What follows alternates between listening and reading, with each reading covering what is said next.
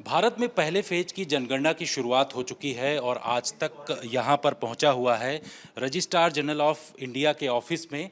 तस्वीरों में आप देख रहे हैं कि किस तरीके से यहाँ पर पूरी तैयारी की गई है और लगातार जनगणना जो है देश के अलग अलग हिस्सों में की जा रही है।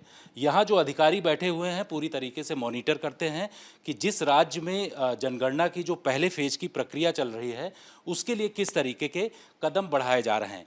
यहाँ तस्वीरों में आप देख रहे हैं कि खुद से कैसे जनगणना करें, उसके लिए जैसे ही सेंसस ऑफ इंडिया 2027 के इस मॉनिटर पर आप जाएंगे, इसको लॉगिन करेंगे तो ये तमाम तस्वीरें खुल करके आती हैं। और सबसे पहले आपको ये ध्यान देना है कि यहाँ पर लॉगिन करने से पहले यहाँ खुद से जनगणना जो करनी है उसके लिए अलग अलग जो तरीके हैं वो तमाम चीज़ें यहाँ पर पहले किनारे की तरफ लिखे हुए हैं। उसको अगर आप पढ़ लेंगे तो किसी भी तरीके की दिक्कत नहीं होगी। जिसमें लिखा हुआ है स्वगणना की अवधि किस राज्य में किस तरीके से है, कौन से राज्य में कब से कब तक जनगणना शुरू हो रही है, उसके साथ साथ क्वेश्चंस क्या हैं, यूजर गाइड यानी कि हम लोग जो इसमें इस्तेमाल करते हैं यूजर गाइड, वो तमाम चीज़ें इसमें मौजूद रहेंगी। फ्लो चार्ट भी मौजूद रहेगा तस्वीरों में कि फ्लो चार्ट में ये दिखाई पड़ेगा कि पोर्टल को लॉगिन करने के लिए किस तरीके से इसको करें। एक पेज में ये तमाम चीज़ें मौजूद रहती हैं और इस फ्लो चार्ट में वो समझ सकते हैं कि किस तरीके से जो है ये जनगणना खुद से कैसे करनी है, उसकी तमाम जानकारी इसमें दी गई है। और उसके बाद में सबसे अंत में FAQ दिया गया है कि क्वेश्चन आपके क्या हो सकते हैं, क्या आपको और जानकारियां चाहिए, वो तमाम चीज़ें इसमें दी हुई हैं। तो शुरुआत यहाँ से करते हैं कि जो सेल्फ इनुमरेशन है उसको लॉगिन करने के लिए राज्य को सिलेक्ट किया जाता है कि किस राज्य के हैं। सपोज दैट आपने यहाँ पर NCT दिल्ली डाल दिया है, उसके बाद इस कैप्चा को डालेंगे। ये कैप्चा डालते ही वेरीफाई आपको करना है और यहाँ से आप शुरुआत कर देंगे वेरीफाई करने के लिए। तो ये पूरी प्रक्रिया यहाँ पर आपको दिखाई पड़ रही है कि इसको आगे जो वेरीफाई करना है, ये जैसे ही ये वेरीफाई हो जाएगा नेक्स्ट पेज खुल जाएगा। इनवैलिड कैप्चा दिखा रहा है, दोबारा से इसको अगर हम लोग डालेंगे तो यहाँ तस्वीरों में आपको पता चलेगा कि वैलिड कैप्चा डालते ही आपको जो है ये तमाम चीज़ें खुलती रहेंगी।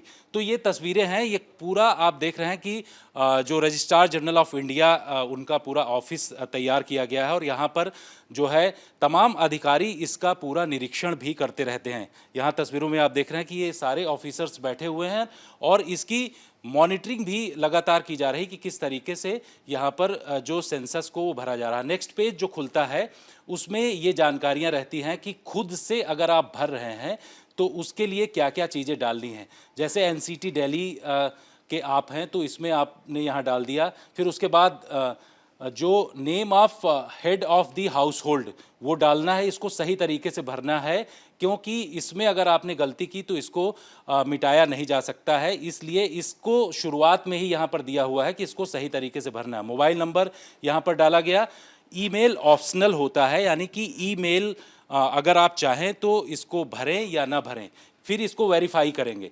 जब इसको वेरीफाई कर लेते हैं तो उसके बाद जो मेन पेज खुलता है वो इम्पॉर्टेंट होता है। यहाँ पर OTP आता है मोबाइल नंबर के जरिए और इस OTP के जरिए इसको वेरीफाई किया जाता है। तो तस्वीरों में आप यहाँ पर देख रहे हैं कि किस तरीके से जो OTP आया हुआ है उसको वेरीफाई यहाँ पर किया जा रहा है। जैसे ही ये वेरीफाई होता है एक महत्वपूर्ण पेज खुलता है जो कि वेरी इंपॉर्टेंट होता है। इस पेज के बारे में आपको पूरा दिखा देते हैं कि नीचे करिए थोड़ा सा। इस पेज में सबसे पहला जो ऑप्शन आता है वो आता है स्थान का विवरण। स्थान का जो विवरण देना है वो इसमें गूगल के जरिए आप उस जिले का और इसके साथ साथ पिन कोड ये तमाम चीज़ें भरेंगे तो ये स्थान का विवरण गूगल मैप के जरिए इसको देना है। वैसे ही दिया जाता है जैसे रजिस्ट्री कराने के दौरान जब कोई अपने घर की रजिस्ट्री कराता है तो उस दौरान उसको ये गूगल मैप की पूरी जानकारी अपने घर की देनी होती है और ये तमाम चीज़ें जो हैं इसमें दिखाई पड़ती हैं। एक एक स्टेप जो स्थान का विवरण, जनगणना, घर का विवरण, सामान्य जानकारी, सुविधाएं, परिसंपत्तियां और इसके साथ साथ पूर्वावलोकन जो है वो किया जाता है। यहाँ पर जो ऑफिसर मौजूद हैं उनसे जानकारी लेते हैं कि ये जो तमाम स्टेप हैं उसको किस तरीके से भरना है और कैसे इसको आगे की तरफ बढ़ना है। मैम ये बताइए आपका नाम क्या है और किस तरीके से अब आगे की जो प्रक्रिया है यहाँ तक जो हमने बताया उसके बाद इसको कैसे भरना है? मेरा नाम रुशाली वराडे है और मैं यहाँ पे डीआरजी हूँ। सो अब तक जो आपने देखा यहाँ पे आपने मैप में आपका जो रेसिडेंस है, जो नॉर्मली रिसाइड आप जहाँ करते हैं, वो आपने एरिया नियर बाय लोकेशन आपने चूज़ कर लिया। अब आगे जाके आपको जो हमारे फर्स्ट फेज यानी मकान सूचीकरण हाउस लिस्टिंग के जो क्वेश्चंस है 34 क्वेश्चन, उसकी इन्फॉर्मेशन आपको भरनी है। तो आई थिंक स्क्रीन हम जब जाएंगे आगे तो एक एक थोड़ा सा मैं समझा दूँगी। यहाँ यस, तो यहाँ जैसे ही आगे जाएंगे आपको पहले 2 भरे हुए दिख रहे हैं। नेक्स्ट के जो 4 अभी आपके डिसेबल्ड है, सामान्य जानकारी, सुविधाएं, परिसंपत्तियाँ और पूर्वावलोकन कर पुष्टि करें। तो सामान्य जानकारी में आपके घर के मुखिया के बारे में थोड़ी सी जानकारी आएगी और घर के बारे में जानकारी, जैसे दीवार किस चीज़ से बनी है, फर्श किस चीज़ का बना है, देन घर में कितने लोग रहते हैं, घर में कितने मैरिड कपल्स है और इस तरह की इन्फॉर्मेशन है। उसके बाद जो सेकंड है हमारा परिसंपत्तियाँ, तो उसमें घर में एमिनिटीज़ क्या है, जैसे टॉयलेट फैसिलिटी क्या है या पीने की पानी की व्यवस्था क्या है, पीने का पानी विद इन प्रीमाइसेस या बाहर जाना पड़ता है, और बाथरूम की फैसिलिटी है या नहीं। तो इस तरह के सवाल है। उसके बाद जो लास्ट बट सेकंड जो ऑप्शन है वो सुविधाएं है, जिसमें घर में एसेट्स क्या है आपके घर में, तो जैसे रेडियो हो गया, टेलीविज़न हो गया, 2 व्हीलर 4 व्हीलर हो गए, इस तरह के एसेट्स के बारे में इंफॉर्मेशन ली जाएगी। एंड लास्ट जो है उसी में एसेट्स में एक अलग क्वेश्चन है जो सीरियल्स के बारे में, कि घर में कौन सा अनाज ज़्यादा खाया जाता है। और देन उसके बाद जो हमारा सबमिशन वाला बटन है, उसमें 2-3 ऑप्शंस आपको मिलेंगे। पीछे भी जा सकते हैं अगर कुछ एडिट करना है, आप ड्राफ्ट सेव कर सकते हैं आपको कभी और एक बार देख के। एंड देन सबमिट का बटन है।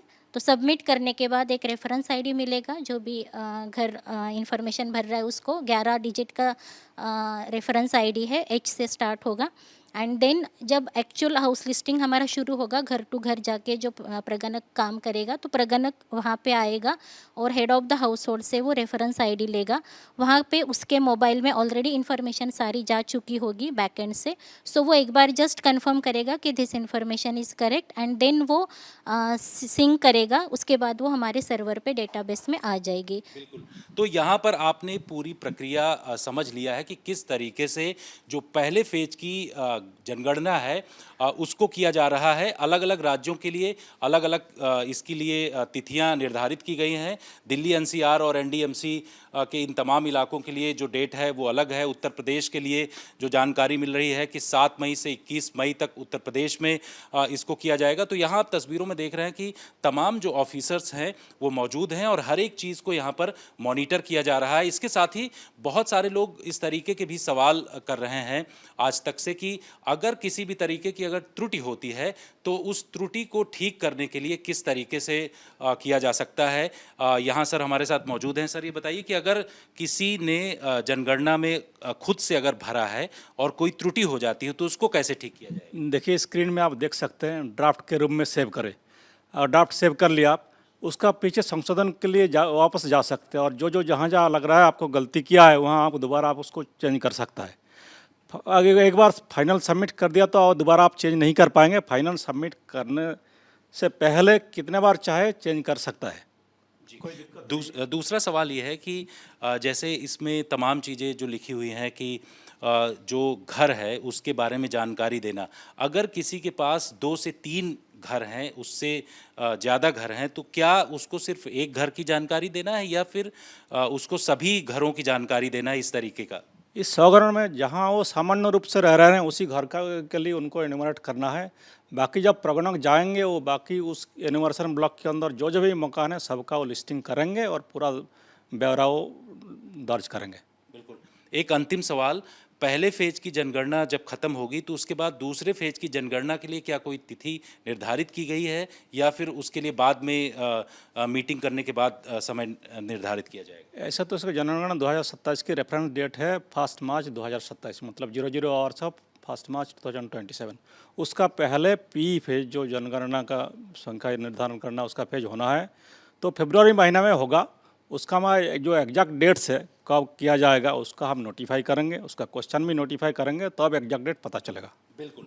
तो आज तक ने आपको तमाम ये पूरी ग्राउंड रिपोर्ट यहाँ पर दिखाई कि किस तरीके से जो खुद से अगर किसी व्यक्ति को जनगणना करना है ऑनलाइन, जो पहले फेज़ की है उसकी तमाम जानकारियाँ दी हैं। यहाँ सारे ऑफिसर्स बैठे हुए हैं जो ये लगातार बता रहे हैं कि जनगणना जो खुद से करनी है उसमें किसी भी तरीके की दिक्कत नहीं होगी, क्योंकि जो सवाल हैं जो लॉगिन करना है, लॉगिन करने के बाद जो 34 सवाल हैं उसको पूरी तरीके से भरना है, और ये जब भर जाएगा तो ड्राफ्ट जो तैयार होता है उसको पूरी अच्छी तरीके से चेक कर लें, उसके बाद ही इसको सबमिट करें। जो खुद से जनगणना लोग करना चाहते हैं उनको कोई दिक्कत आने वाली नहीं है, और जब उनके घर में जो जनगणना करने वाले अधिकारी पहुंचेंगे तो उससे मिलान करेंगे, और मिलान करने के बाद ये उनके द्वारा फाइनल सबमिट किया जाएगा और उससे क्लियर हो जाएगा कि जनगणना उनकी जो है वो पूरी हो चुकी है। दिल्ली से कैमरामैन अनिल जायसवाल के साथ जितेंद्र सिंह, आज तक।